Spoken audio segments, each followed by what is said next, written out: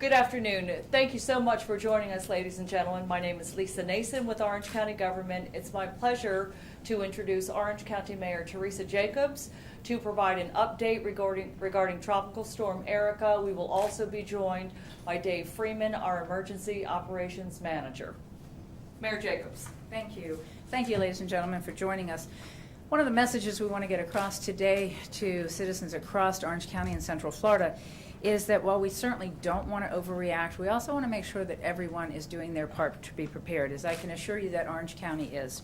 As you're going to hear from a minute from Dave Freeman, we're probably going to experience some stormy weather. Monday and Tuesday, we can expect a lot of rain.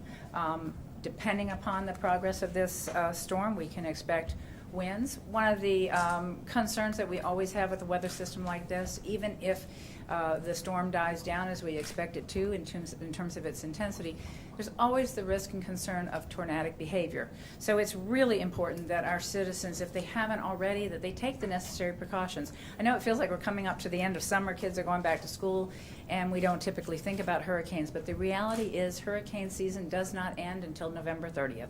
So if you as a family or a business owner have not taken the necessary precautions, this weekend would be a great time to do that. Make sure that you've stocked your pantry with non-perishables. Make sure that you have medicines that you need to support your family for several days in the event of a power outage. These are always good common sense things to have in your household, but now is a particularly appropriate time to pay attention to that. Again, we don't expect a serious weather system, but we do want to make sure everyone is prepared, because when you have a storm like this moving our way, we do know from past experiences there is absolutely no guarantee of what happens. What we can guarantee is if you take the time to be prepared, your family would be better served.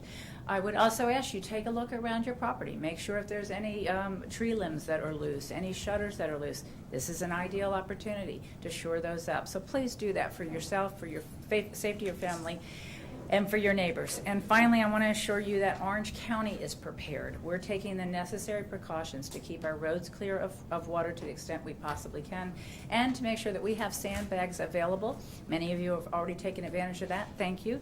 Mr. Freeman, our EMS director, is going to talk in a minute about where you can access those, and I think we've had some 47,000 sandbags already picked up, so many of you have found them.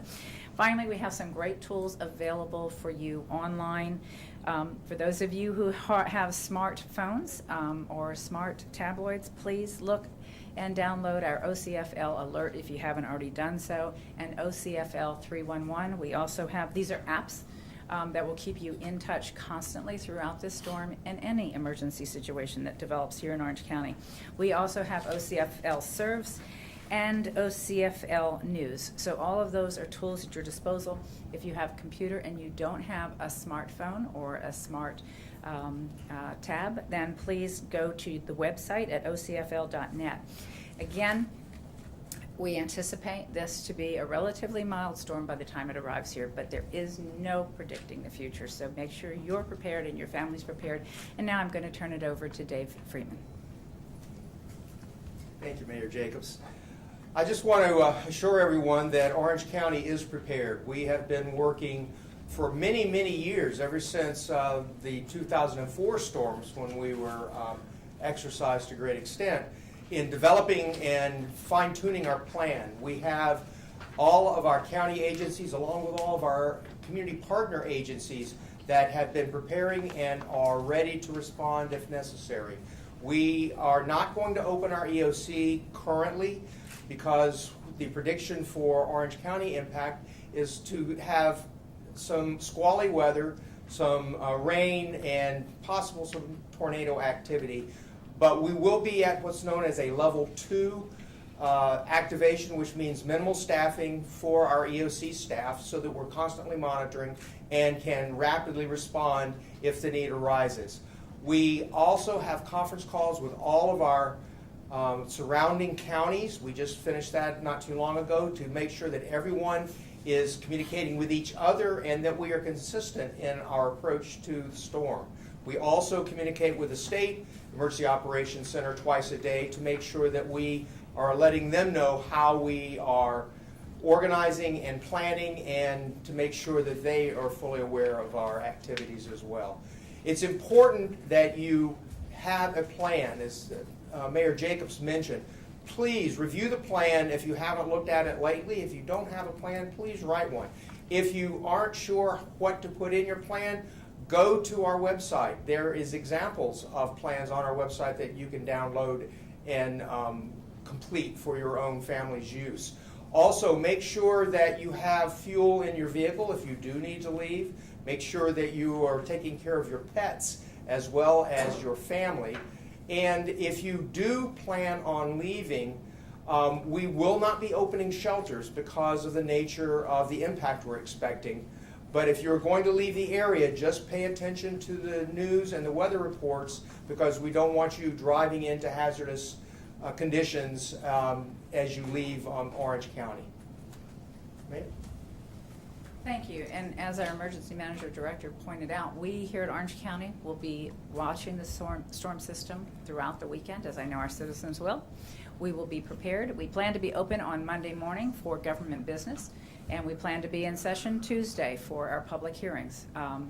We hope that you are planning appropriately for your families. If you need any additional information, please don't hesitate to call. If you see a situation that you think needs attention between now and Monday or Tuesday that we need to be aware of, please, as always, call 311 and report those so that we can address them.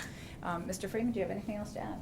No, ma'am. Okay, any questions for Mr. Freeman or for myself? A lot of the things that you were talking about today could apply to any severe weather situation. You mentioned, although we're not on edge regarding this storm, what you're mentioning in the safety aspects could apply from now until November 30th. So this is just a reminder. Absolutely, absolutely. And I would hope that the fact that we have so many of our citizens paying attention to this storm, as they always do, would just remind us all of the need to make sure that we are always prepared. This is a great weekend to be prepared. Great. Emergency management people talk about hurricane amnesia. They talk about the fact it's been 10 years since we've had a hurricane, so people forget what to do, or so many newcomers have been here since we've had a hurricane, they have no clue what to do. So what would either of you say to people who have forgotten what to do or who have been here for 2 years? Well, you know, I will say this, having been here when we had a series of hurricanes come through, it is impossible for me to imagine how anybody could have amnesia. So for those of you who may not have been here and experienced it, I will tell you that it's not something you forget quickly. Even though we were relatively fortunate here in Central Florida, the amount of damage that was brought about by wind, the power outages, the inability to get around because of storms, or trees and limbs that were downed, really left an impression. And the amount of debris that was created from roofs that were blown off, all of this has left a lasting impact on those of us in public service. So I would urge you to always take these warnings seriously. It's a good idea every time we start hurricane season to look at things like the shingles on your roof, like the trees. If you have limbs that need to be trimmed, you need to trim them. We could have done a lot better when we had 4 hurricanes come through Central Florida, if everybody had anticipated it and if we had taken the necessary precautions. Now is the time to do that for our community. Thank you.